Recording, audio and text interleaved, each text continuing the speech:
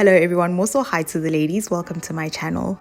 I'll be using gel wax and the Sof N free styling gel. I am using the two together because on its own the gel wax breaks my hair and it doesn't give a great hold. I wanted to use this particular native child edge tamer with the green label, but both Discam and native child only had the one with the grey label. The two have different textures, so I ended up purchasing the gel wax instead.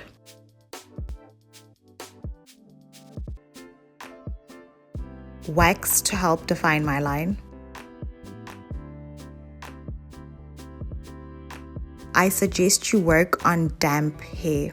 I apply the gel first and then the wax. I apply a minimal amount of gel, just enough because we are yet to add the wax.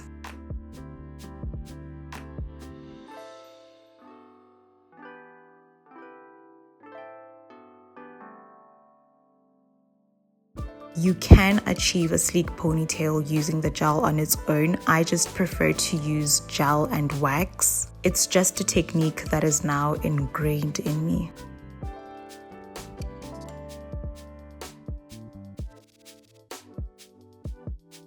This brush helps with raking through the coils. I'm combing the hair in the direction that I'll be laying it in.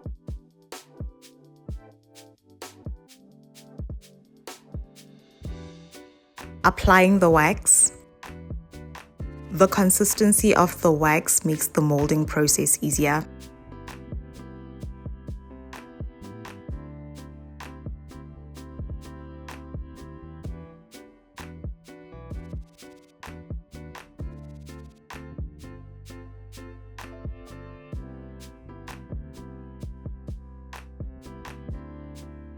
Sectioning hair out for my edges. This is optional. I have a thin hairline, so this is a great camouflage. I always say this. From here, I comb the hair into position.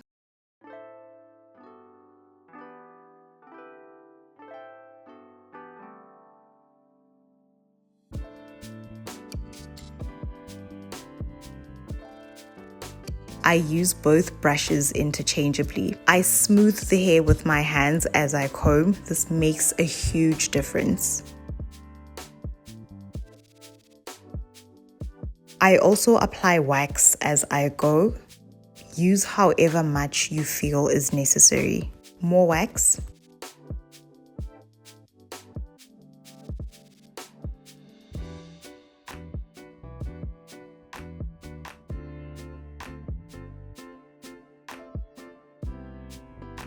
The brush also helps distribute the product evenly.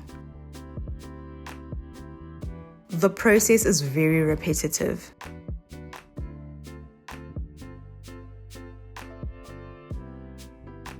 The white residue will not dry down white, so don't panic when you see that.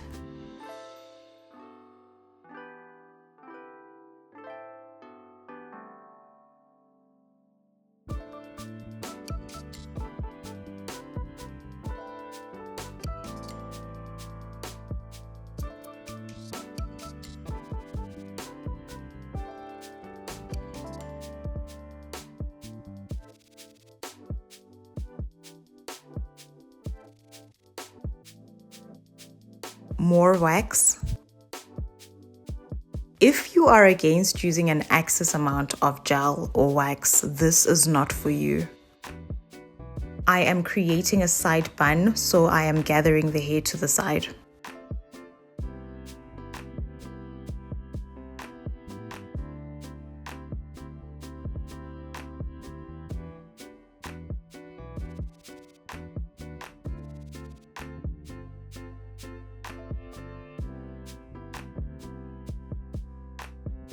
The gel should always be the last product that you apply.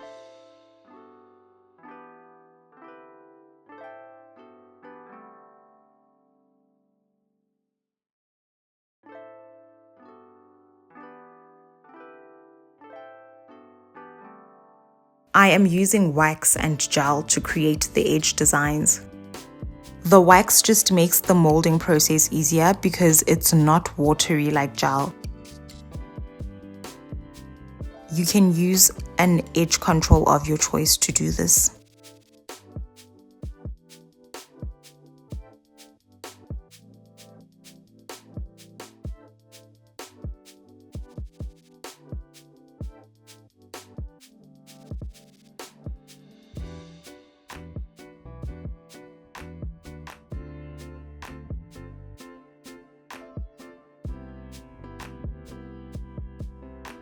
I prefer using a small toothed comb when laying my edges. I lost the comb I usually use. This edge comb was a gift from a brand. It's not comfortable to use because of how thin the holding area is. I suggest using a small toothed comb when doing this.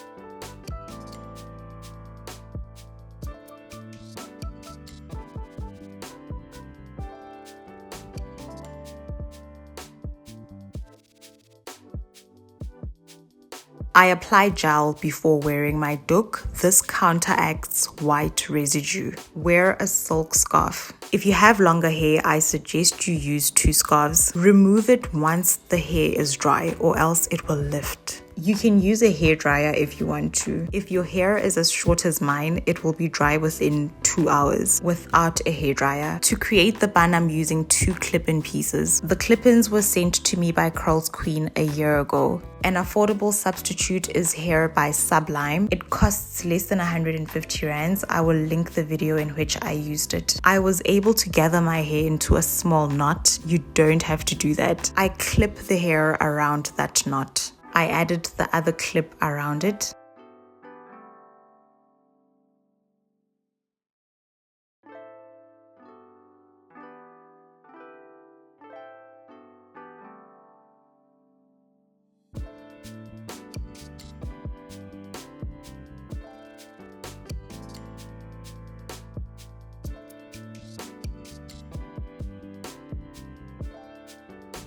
I'm using this rubber band to tie the hair just above the clips so that the hair within doesn't get exposed when I spread out the hair for the bun. I'm using a rubber band because I misplaced my hair ties.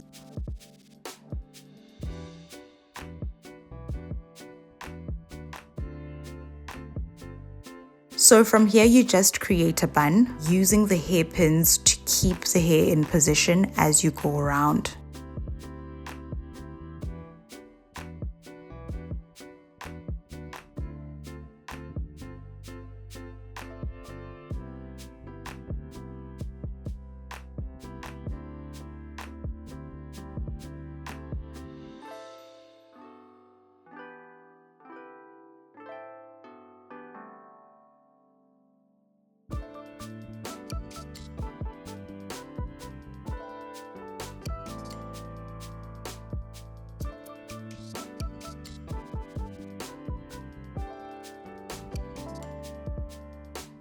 I feel like the bun is a bit too big. I should have used 1 clip in. Nonetheless, it still looks really decent. This root concealer is from Clicks. This was an attempt to blend in the clips with my hair because they were a lighter shade than my hair. It moves easily when you wash your hair.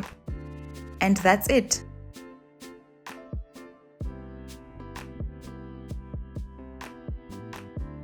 Thank you so much for watching. I appreciate your support and I hope you found this tutorial useful. Please don't forget to like and subscribe. I'll see you in my next one. Bye. The lipstick is Ruby Woo by MAC. Please pause and take a screenshot.